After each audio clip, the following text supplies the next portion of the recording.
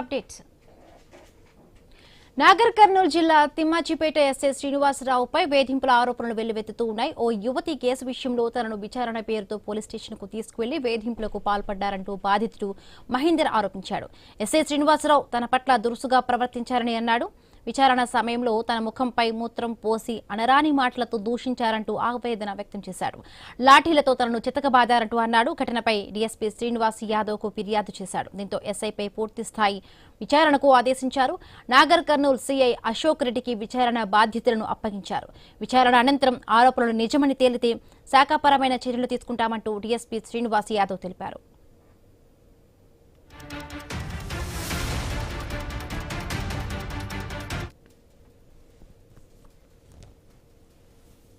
వాళ్ళు పిటిషన్ ఇవ్వకముందుకే నేను నా ముందరనే పిటిషన్ అప్పుడు రాసిరు. 10:30 పిటిషన్ రాసిరు.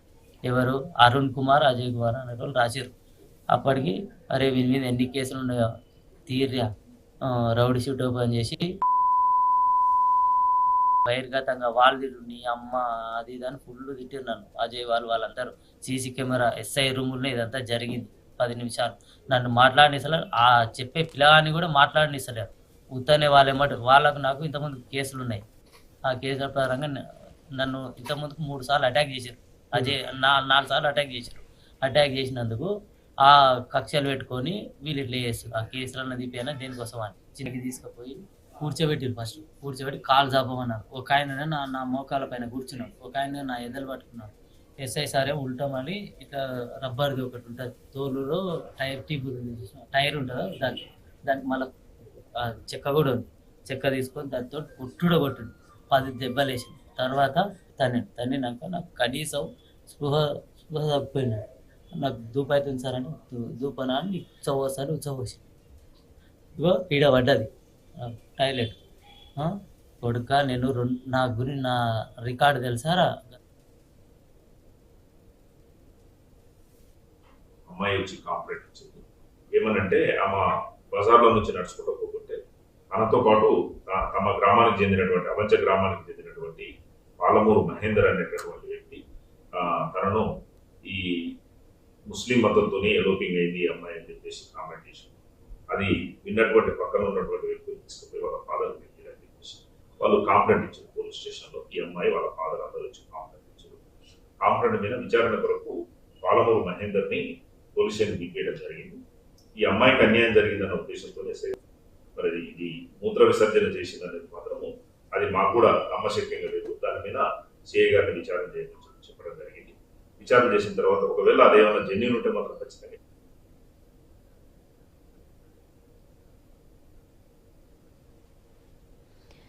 నాగర్ కర్నూలు జిల్లా తిమ్మాజిపేట ఎస్ఐ శ్రీనివాసరావుపై వేధింపుల ఆరోపణలు వెల్లువెత్తుతూ ఉన్నాయి. ఓ యువతి కేసు విషయంలో తనను విచారణ పేరుతో పోలీస్ స్టేషన్కు తీసుకువెళ్లి వేధింపులకు పాల్పడ్డారంటూ బాధితుడు మహేందర్ ఆరోపించాడు. ఎస్ఐ శ్రీనివాసరావు తన పట్ల దురుసుగా ప్రవర్తించారంటూ అన్నాడు.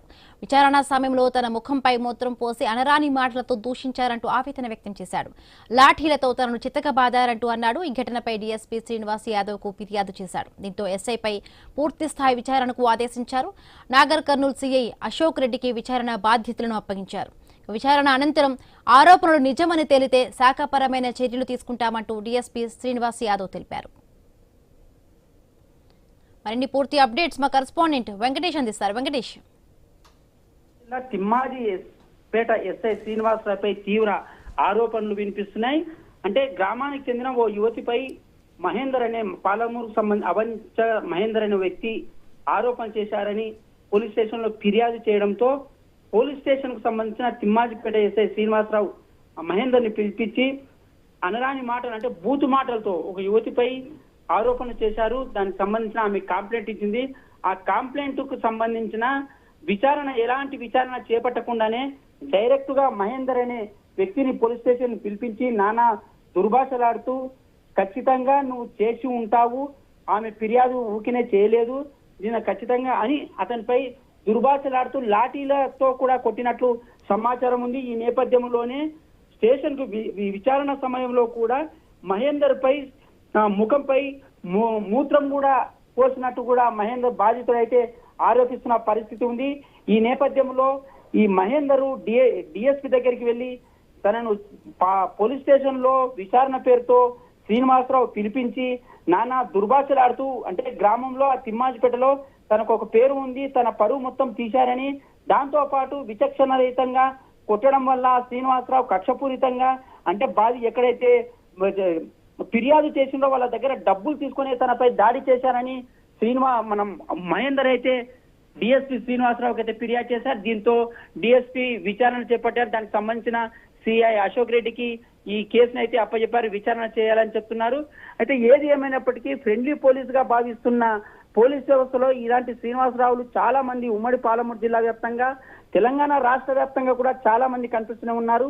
ఒకరు ఫిర్యాదు చేస్తే దాని వెనక ముందు ఆలోచన చేయకుండా, విచారణ చేపట్టకుండా, ప్రాథమిక విచారణ కూడా లేకుండా బాధితులను అయితే భయాందోళనకు గురి చేయడం, లేదంటే డబ్బులు వసూలు చేయడం, ఎవరైనా ఫిర్యాదు ఇస్తే చాలు డబ్బులు వసూలు చేయడం అనే బాపట్లోనే ఈ ఎస్ఐలు కానీ సిఐలు కానీ చాలా మంది పోలీసులు, కొందరు పోలీస్ వ్యవస్థలో కొందరు ఇలాంటి వ్యవస్థలకు అయితే వ్యవహార శైలిలకైతే పాల్పడుతున్నారని చెప్పవచ్చు.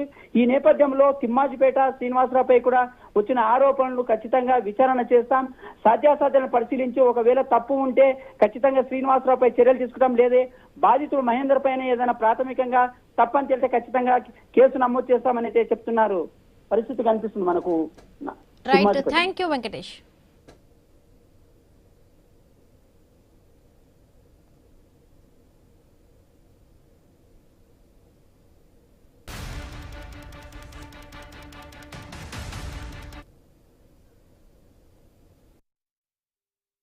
వాళ్ళు పిటిషన్ ఇవ్వకముందుకే నా ముందరనే పిటిషన్ అప్పుడు రాసిరు, 10:30 పిటిషన్ రాసిరు. ఎవరు? అరుణ్ కుమార్, అజయ్ కుమార్ అనే వాళ్ళు రాసిరు. అప్పటికి అరే వీరి మీద ఎన్ని కేసులు ఉన్నాయో తీర్రా, రౌడీ షీట్ ఓపెన్ చేసి